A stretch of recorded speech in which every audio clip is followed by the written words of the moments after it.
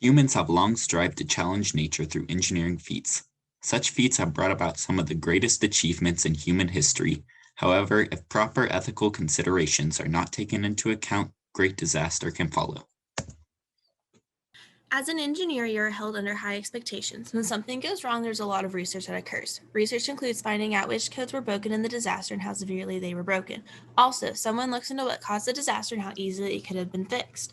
There are company rules and societal rules that engineers have to take into consideration as well. There are consequences as a result to the engineers involved from both sides. It is important to know and understand past disasters, the consequences, and all the codes to ensure there won't be a repeat problem in the future.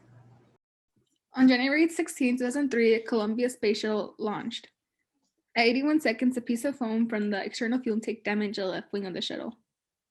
On January 17th, the support team in NASA reviewed the videos and became aware of the incident. Experts first concluded that there was no concern to cause great damage, but engineers were not convinced. On January 18 and 19, Boeing engineers worked through the weekend to determine that it was possible that the foam could cause significant damage, but needed the imaging to confirm. On January 21st, the debris assessment team meeting was held. During the meeting, engineers once again requested imagery, but the managers declined the request. On January 22nd, an email was sent to the astronauts to inform them about the incident, but they were informed that there was no concern. February 1st, Columbia attempted re-entry. The damage from the wing on the thermal protection system led to the overheating while attempting to re-enter the atmosphere. This resulted in the explosion and death of 7 astronauts. As mentioned earlier, the direct cause of failure of the Space Shuttle Columbia was a piece of insulating foam that struck the wing of the shuttle during takeoff. On the left, you can see the piece of foam that broke off and where it struck the wing. On the right is a simulation of the airflow through the damaged wing during re-entry, which led to its failure.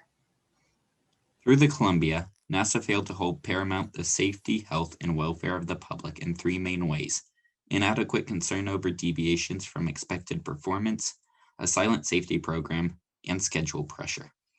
In terms of deviations, NASA observed foam shedding on at least 65 previous shuttle launches and eventually began to accept it as normal despite its potential danger. In terms of a silent safety program, NASA managers prevented engineers from requesting imaging of the Columbia from the Department of Defense. And in terms of schedule pressure, NASA was rushed to keep the launch schedule in order to complete the International Space Station in accordance with political deadlines. NASA also failed to show the highest standards of honesty and integrity when they told the Columbia crew that there is absolutely no concern for entry. Several NASA engineers expressed concern over the damage to the shuttle, but this was played down, and the Columbia crew were never truly informed of the danger they were in. The Columbia Space Shuttle accident could have been avoided by 2 ways. One was having astronauts repair the wing on orbit, or 2, launching the Atlantis space shuttle and rescuing the crew in space. After the Columbia crash, there was a lot of things that required change. For instance, the Space Shuttle team was retired in 2011 after completing the International Space Station. NASA has hired companies to further their research into safer spacecrafts. They've been working on ways to redesign. They have looked into NASCAR seats for even body support, different seatbelt designs, overall craft design, oxygen supply design to maintain life support, and their spacesuits.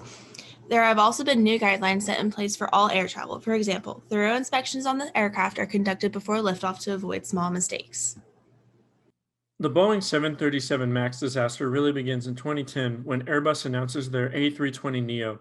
Boeing needed to answer in quickly to keep up with their competitor.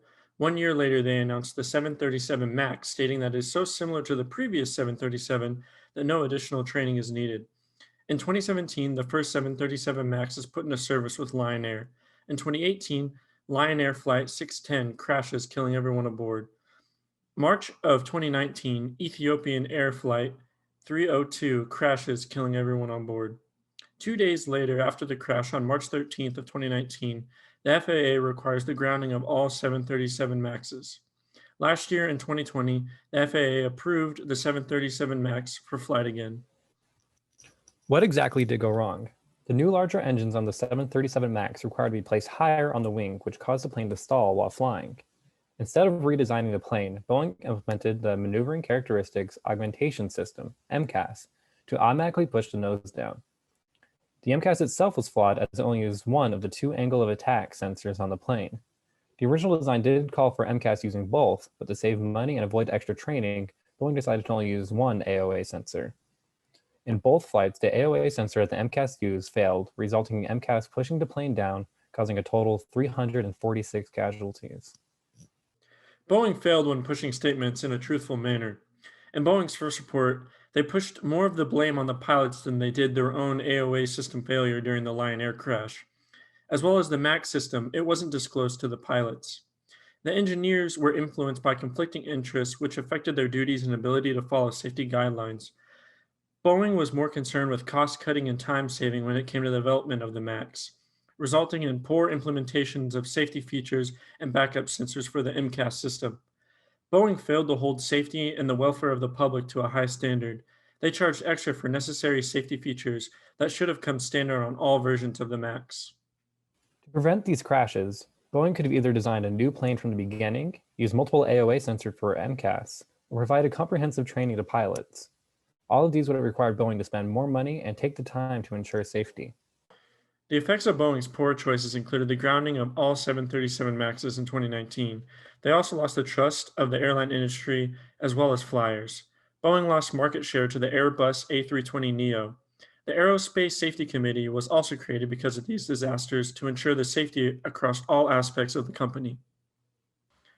The Boeing 737 MAX and Columbia disasters are perfect examples of why the engineering codes of ethics should be taken seriously.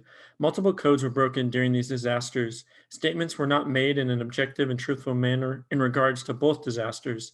They did not hold the safety, health, and welfare of the public to a high standard, and they were influenced in their duties by conflicting interests regarding budget with Boeing and rushing to meet deadlines with Columbia. Boeing did not take actions proactively, and they pushed the bulk of the blame on the pilots. NASA allowed the normalization of the foam shedding during each launch, which ultimately led to the Columbia disaster. Everyone should learn about these disasters because we can look back on them and see how easy it is for these issues to spiral out of control, resulting in the deaths of innocent people, and why engineers should hold their work to a high standard.